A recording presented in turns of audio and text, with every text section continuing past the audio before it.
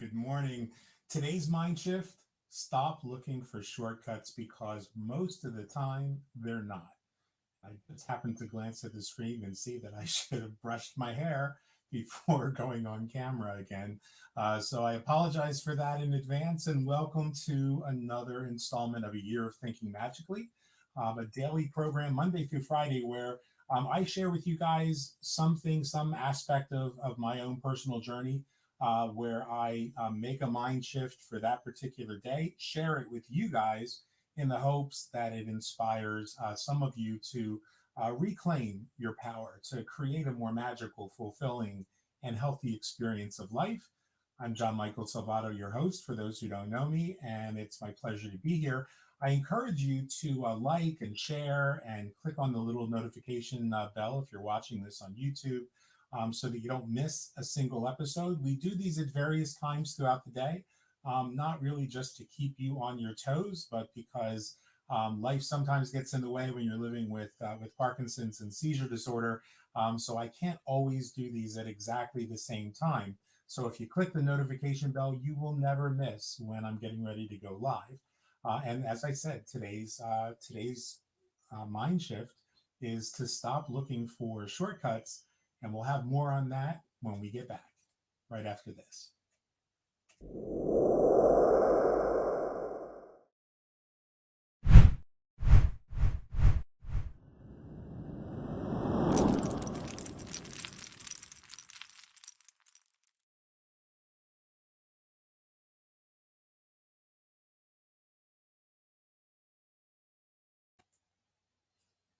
And good morning, everybody. If I don't happen to catch all of the comments as they're coming in live, I will make sure that I do that after the show. So we do try to put any relevant comments or questions on the screen.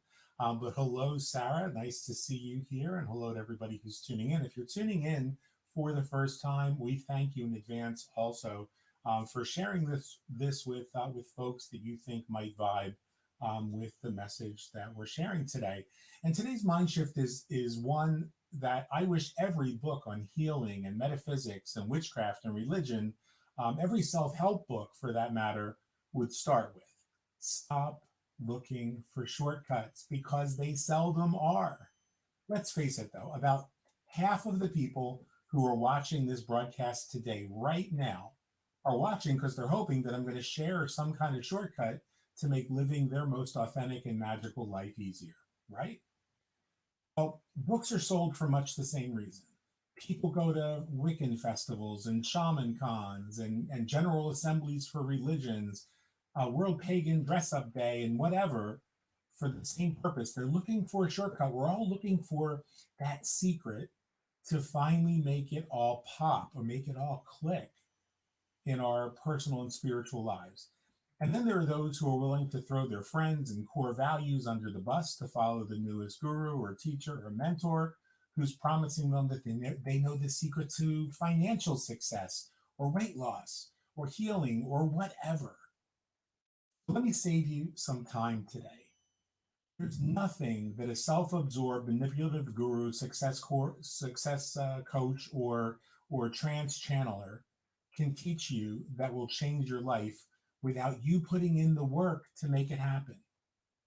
The greatest insights never come from hearing some self-aggrandizing tool yammer on and on for hours about how they're in communications with an alien civilization or ascended master or whatever, who chose them to save the world, or when one of Linda Evans' gal pals channels Ramtha and then tries to sell you a horse, or whatever the pop culture gimmick of the day is.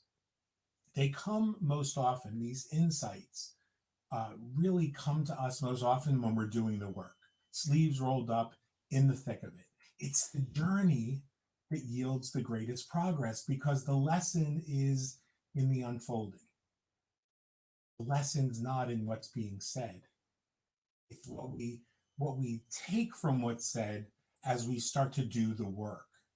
Having been a wellness professional and counselor or spiritual teacher and healer most of my life, I can tell you literally hundreds of stories about how a student would come to me hoping that I was going to blow just the right smoke up their asses to confirm their aspirational delusions about how special they were, how chosen they are, only to find out that my message was that all of that woo woo bullshit was exactly that ego driven nonsense that was standing in the way of their realizing who they really are, of them really coming to those realizations that matter.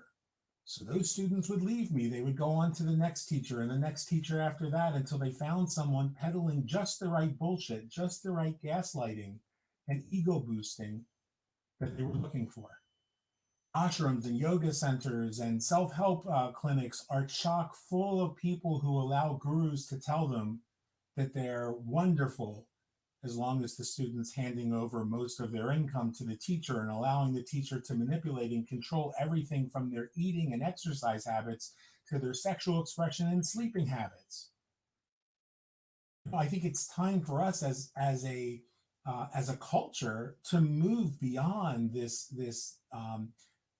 victimy, manipulated culture that was created in the 60s and 70s.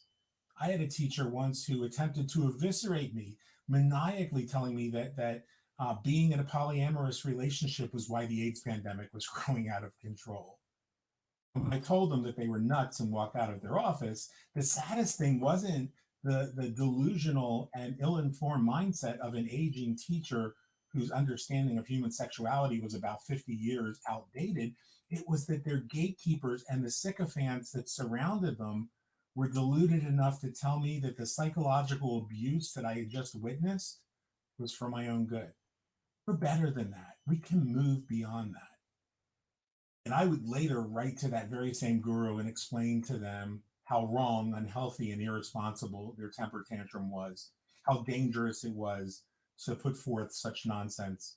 And I maintained a warm and respectful relationship with them, albeit at arm's length for many years thereafter. But the point that I'm trying to make is that you don't need to be manipulated or controlled to find the wisdom and the freedom from the ego mind that you're looking for. You just need to be able to stay in the moment and allow the journey to take you where it will, because the journey will never let you down. People let us down. Expectations let us down.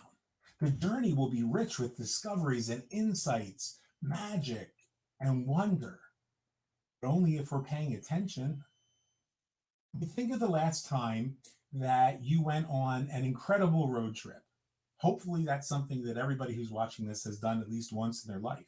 What was the best part of that road trip? Was it when you arrived? Or was it all of the fun and crazy and sometimes chaotic and unexpected shit that happened along the way that you laugh about for years later and talk about in the stories that you tell? So stop looking for shortcuts. Maybe consider taking the longer road, the one less traveled, as the expression goes, and choose to make frequent stops along the way. See, I'm not the person who will tell you what you want to hear. I'll always try to tell you what you need to hear if you ask me, but only if you ask me. And that's because I don't need to be validated by having tens of thousands of students. In fact, I think that would be absolutely insane and annoying. You'd have to like people a lot more. Teachers teach because they appreciate the teachers that they had, not because they want to be teacher of the year. Now, all of the experiences I had with all of the different teachers and gurus along the way make me the person I am today. So good experiences and bad, positive and negative, I'm grateful to every one of those teachers. So today, maybe stop for a minute and look for the ways in which some of your choices were maybe based on trying to create shortcuts. Maybe some of the choices you're making right now. And ask yourself if there might not be um, a better way, more value in taking the road less traveled, so that maybe you can glean from the journey all the things you'd miss. A shorter version of the very same trip for it to be your experience.